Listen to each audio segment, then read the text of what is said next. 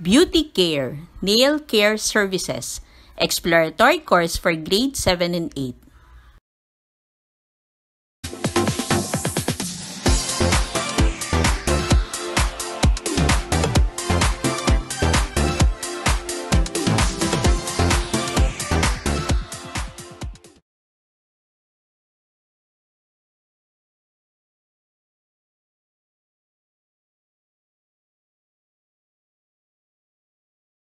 Nail Care Services, Exploratory Course for Grade 7 and 8, Lesson 3.2. Our topic is Practice Occupational Health and Safety Procedures. Evaluate and control hazards and risks.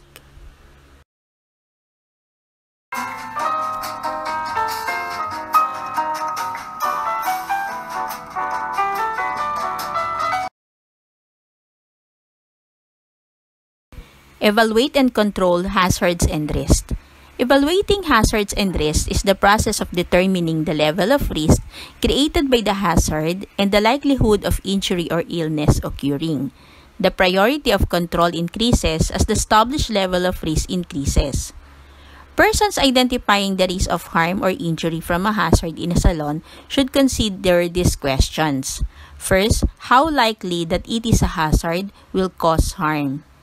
How serious that harm is likely to be, and how often or how many workers are exposed. In evaluating and control of hazards and risks, you must have a record of every risk assessment. If this injury or harm happened again, it is possible that you will go back to the original records to see if the original assessment overlooked a possible hazard. The assessment stage is essential because it is determined the type of control methods required. Reminder, a risk is the chance, it may be high or low, that somebody may be harmed by a hazard. Where the assessment reveals a problem, preventive measures must be designed and implemented. Control measures should now be selected according to the list of control priorities. First, try to eliminate the hazard. If this is not possible, prevent or minimize exposure to the risk by one or a combination of A. Substituting a less hazardous materials, process, or equipment. B. Redesigning equipment or work processes. And C. Isolating the hazard. When exposure to the risk is not or cannot be minimized by other means, you should A. Introduce administrative controls like safe work methods and operating procedures. A written work procedures control the way the work is done. And B. Use appropriate personal protective equipment.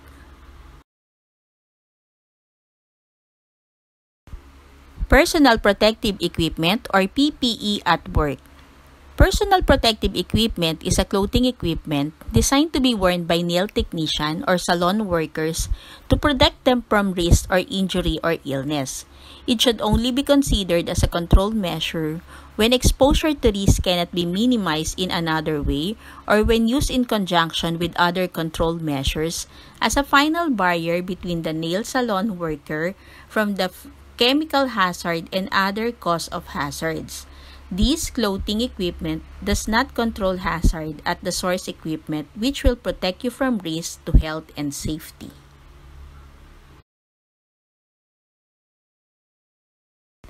The following are the PPE or personal protective equipment at work: gloves, apron, eyewear, and protective mask.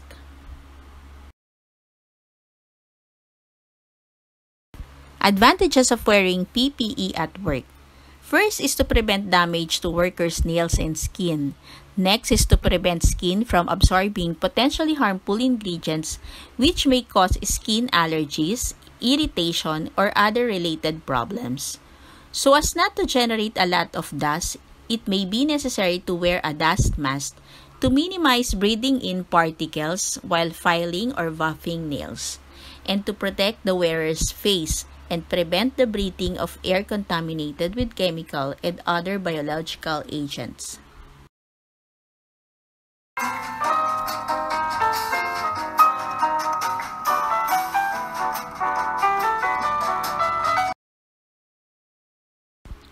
The following are the workplace hazards and their control measures. For electrical hazard, an electrical fault could result in electrical burns and shock, electrical fire, death or injury, and loss of businesses. Many of the electrical appliances used in the beauty salons can create serious health and safety risks in the nail and beauty industry, particularly in wet conditions. Damage to equipment increases the risk. Electrical shock can result in electrocution, burns, and injuries from falls.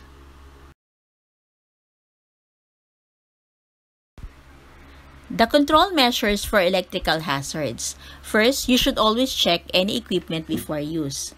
Then, ask qualified electrician to check all pieces of electrical equipment in the workplace annually or as often as possible. The broken or damaged electrical equipment should not be used. The tag must be warn people not to use the equipment. When adjusting or cleaning equipment, switch off the power and pull out the plug and not by the cord. Do not touch equipment with wet hands or don't use a wet cloth to clean sockets. Make sure flexible cords are fully unwound and kept clear of work traffic.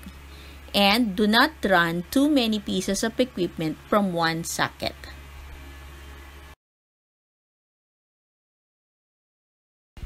Chemical hazards. Chemical hazards are substances used and produced at work that have potential to harm the health and safety of people at work. Beauty industry is exposed to repeated exposures to numerous hazardous substances including nail and skin care products, hair dyes, bleaches, perming solution, hair styling agents, straighteners, rebonding solutions, peroxides, disinfectants, and cleaning products. They can harm people if they get into the body. For example, if they have breathed in, absorbed the skin or eyes of ingested accidentally. The effects of hazardous substance may show immediately, or it may take years for illness or diseases to develop. Health effects of some hazardous substance include the skin irritation, cough, asthma, sensitization, poisoning, and cancer. Threshold Limit Value or TLV. TLV is a measure of concentration of toxic substances. It is the average concentration of an airborne substance to which most workers could be safely exposed over an 8-hour working day or 40-hour working week throughout a working lifetime. Maximal allowable concentration or MCL is a peak or maximum concentration of an airborne to which worker could be safely exposed. Control measures for chemical hazards. Using alternative substances or processes which are less hazardous. Good ventilation and can get rid of fumes and chemical smell that builds up in the salon. Providing separate eating and drinking amenities for employees. Ensuring appropriate safety signs, training, instruction, and provision of material data sheets and labels. And using appropriate PPE. Slips, trips, and falls. The result of slips, trips, and falls includes broken bones, abrasions, contusions, strains, sprains, back or spinal injuries, and other serious injuries. During a slip, trip, or fall accident, injury may be caused by overstretching of joints, bones, and ligaments. Control measures. First, if there are some spills, clean it right away. Second, use mat on slippery floors. Third, wear appropriate work shoes. Fourth, improve cleaning methods to prevent buildup of grease or detergent. Fifth, provide ample storage space to avoid materials being placed in aisle or walkways. And number 6, set absorbent flooring materials into entrance areas.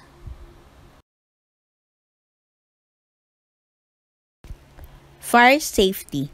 As a beauty salon staff, you must be aware of and trained in fire and emergency evacuation procedures in the workplace. Emergency exit route will be the easiest route by which all of the clients and the staff can leave the building or salon safely.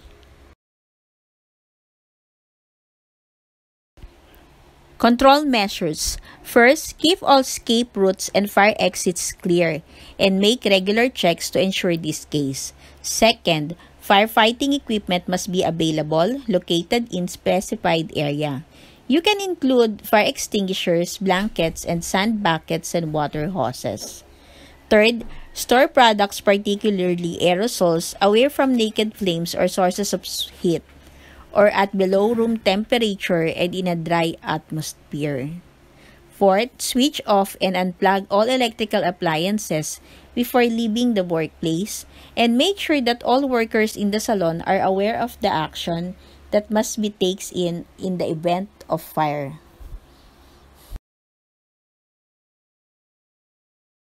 Manual handling. It involves any activity that requires the use of force exerted by a person to lift, lower, push, pull, carry, or otherwise move any load. This can result in injuries to any part of the body.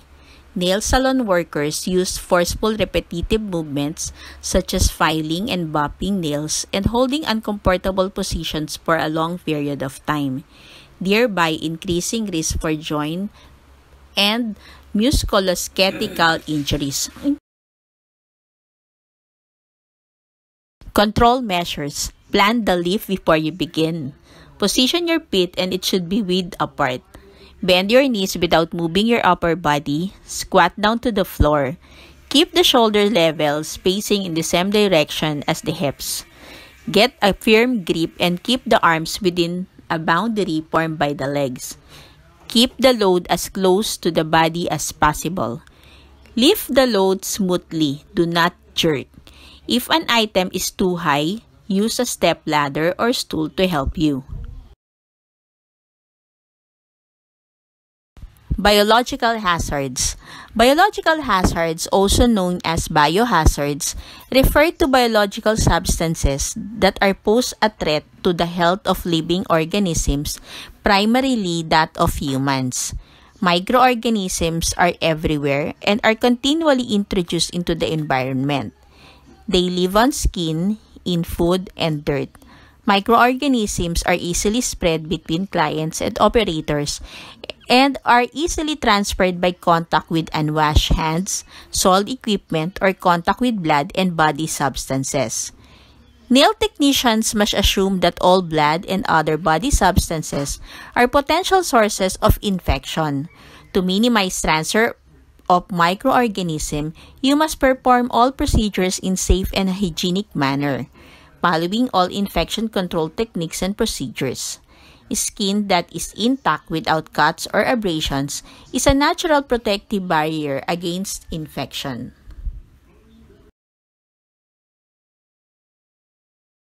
Control measures. The following are the methods on how to control infectious diseases. First is the cleaning. It is the removal of soil and reduction of the number of microorganisms from equipment surfaces by washing in detergent and warm water. Methods of cleaning. Rinse the equipment in warm water around 15 to 30 degrees Celsius to remove any blood or body fluids. Hot water used at this stage will cause coagulation and the substances will stick to the instrument. Cold water will harden fats, making cleaning more difficult. Second, wash the equipment on a sink filled with warm water and a mild alkaline detergent to remove all visible soiling. Hold the items low in the sink to limit the generation of aerosol during scrubbing. Use of scoring pad can assist in removing stains. Number 3, rinse the equipment thoroughly in running water. Number 4, dry with a cotton cloth. Drying prevents residues from damaging equipment during sterilization. And number 5, store under cover in a clean, dry, and dust-free environment.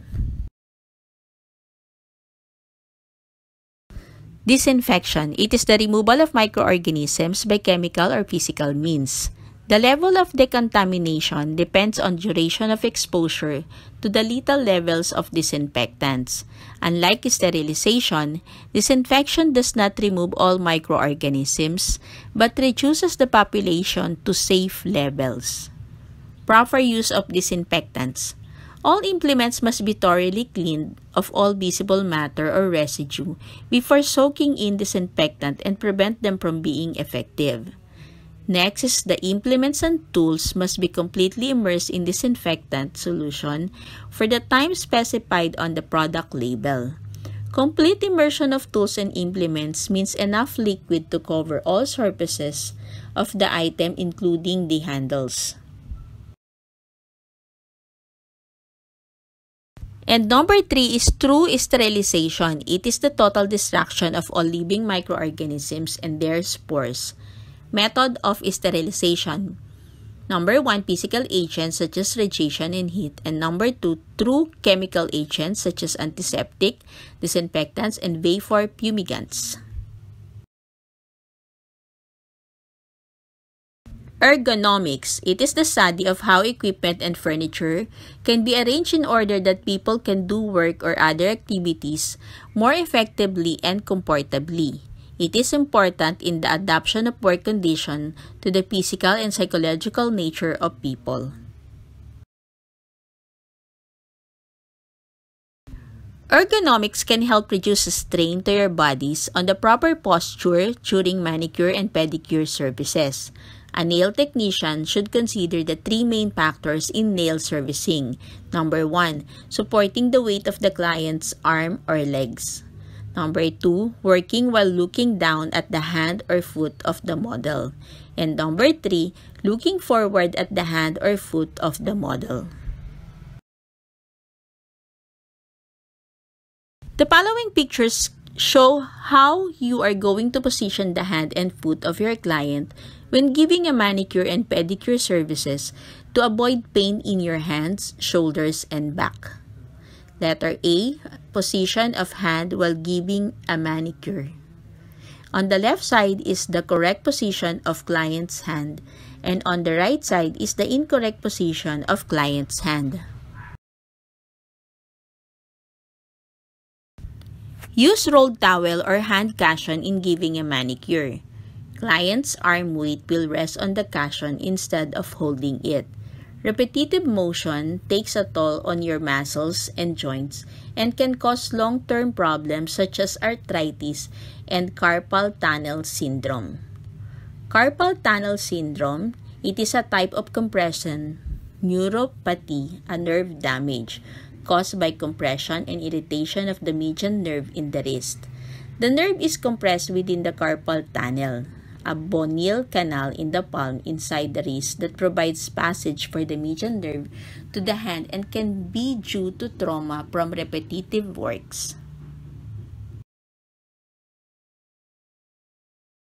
The correct position of foot while giving a pedicure is on the left side, and the incorrect position of client's leg is on the right side.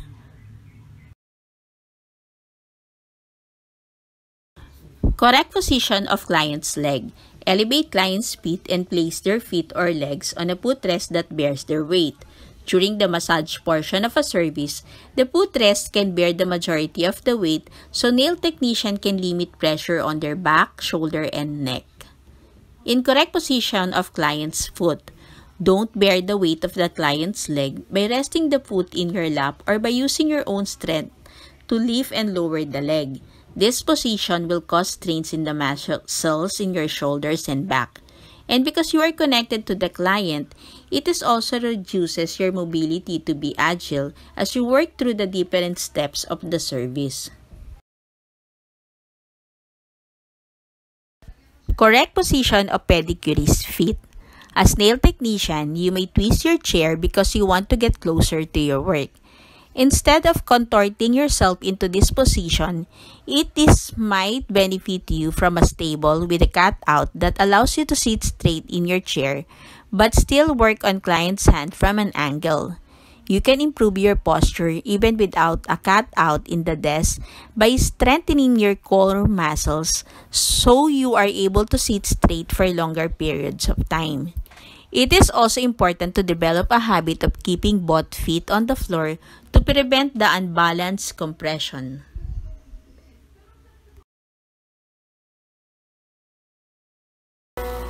A time to remember.